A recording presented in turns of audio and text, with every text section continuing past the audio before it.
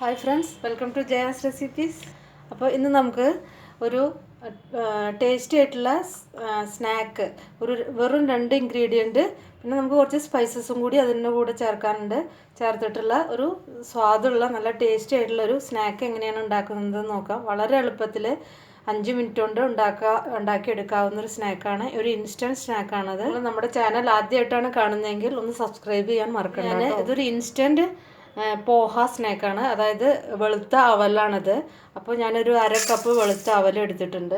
ഇനി ഇത് 1-2 പ്രാവശ്യം നന്നായിട്ട് വാഷ് ചെയ്തതിൻ്റെ ശേഷം, കഴുകിയതിൻ്റെ ശേഷം നമുക്കിത് ഒന്ന് കുതിർത്തി വെക്കണം.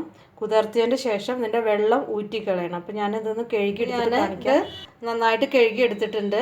ഇനി നമുക്ക് ഈ അവൽ ഞാനിപ്പോൾ കുറച്ച് വെള്ളത്തിൽ ഇട്ട് വെച്ചിട്ടുണ്ട്. ഇതൊന്നിനി കുതിർന്ന് നല്ല സോഫ്റ്റ് ആവണം.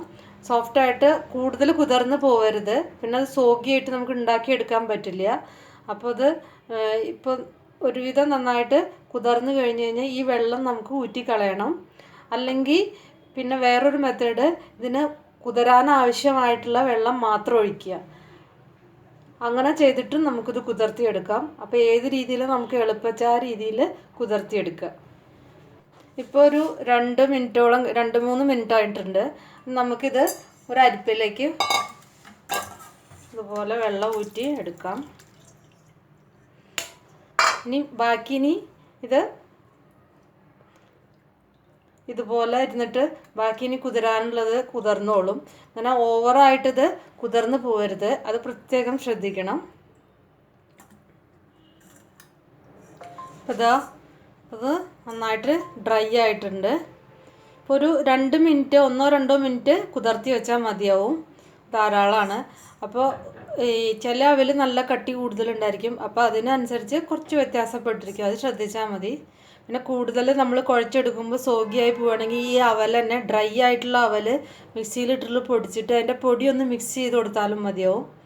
പക്ഷേ ഇതിങ്ങനെ ചെയ്താൽ തന്നെ ശരിയാവും, പ്രശ്നമൊന്നുമില്ല. പ്ലേറ്റിലേക്ക് ഇടാം. ഇതിലേക്ക് ബാക്കിയുള്ള സാധനങ്ങളൊക്കെ മിക്സ് ചെയ്യാം.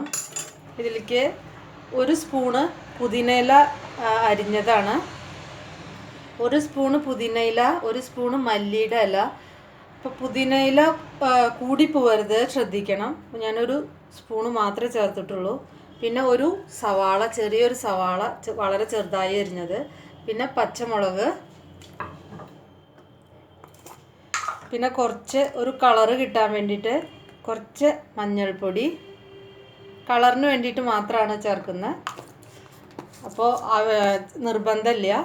ഇനി ഇതിലേക്ക് ഒരു ബൈൻഡിങ്ങിനും ഇതിനെ കുറച്ച് ക്രിസ്പി ആവാനും ഒക്കെ വേണ്ടിയിട്ട് 2 സ്പൂണ് കോൺഫ്ലോർ, അതിനെന്താ പറയുക, ചോളപ്പൊടി ഇല്ലേ, അതന്നെ, 2 സ്പൂണ് കോൺഫ്ലോർ ചേർക്കുന്നുണ്ട്.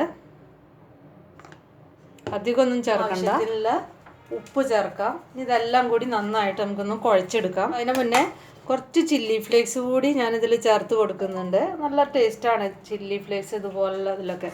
ഓപ്ഷനിലാണ് കേട്ടോ, നിർബന്ധമൊന്നുമില്ല. ഞാൻ എൻ്റെ ഒരു ടേസ്റ്റിന് വേണ്ടി ചേർത്ത് കൊടുക്കുന്നു.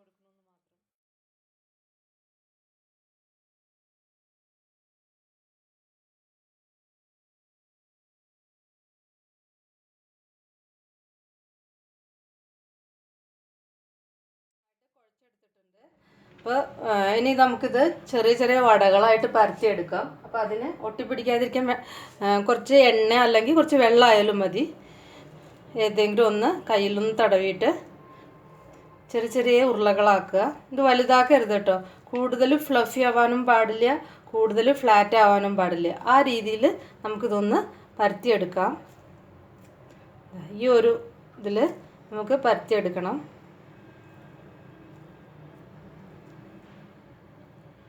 കണ്ടില്ലേ, ബാക്കിയെല്ലാം ഇതുപോലെ പരത്തിയെടുക്കാം. അപ്പോൾ പെട്ടെന്ന് നമുക്ക് കുട്ടികൾക്കൊക്കെ വല്ലതും ഉണ്ടാക്കി കൊടുക്കണം തോന്നിക്കഴിഞ്ഞാൽ, സ്നാക്ക് ഉണ്ടാക്കി കൊടുക്കണം, അല്ലെങ്കിൽ സ്കൂളിൽ നിന്ന് വരുമ്പോഴൊക്കെ ഉണ്ടാക്കി കൊടുക്കണം തോന്നിയാൽ ഇതുപോലെ ഉണ്ടാക്കി കൊടുക്കാം. നല്ല ടേസ്റ്റാണത്, പിന്നെ അത് ഹെൽത്തിയാണ്, ഒരു പ്രശ്നമില്ല. ഇതിൽ നിങ്ങൾക്ക് വേണമെങ്കിൽ ക്യാരറ്റൊക്കെ ഇട്ടിട്ട് കൊടുക്കാം. കുറച്ച് ക്യാരറ്റ്, കുറേയൊന്നും ഇടരുത്, കുട്ടികൾക്ക് അറിയാത്ത രീതിയിൽ.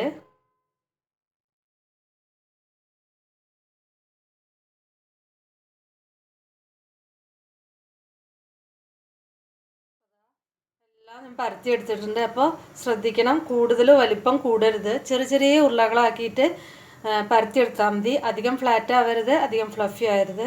നമുക്കിത് ചൂടായിട്ടുണ്ട്. നമുക്കിത് ഓരോന്നായിട്ട് ഇട്ട് കൊടുക്കാം.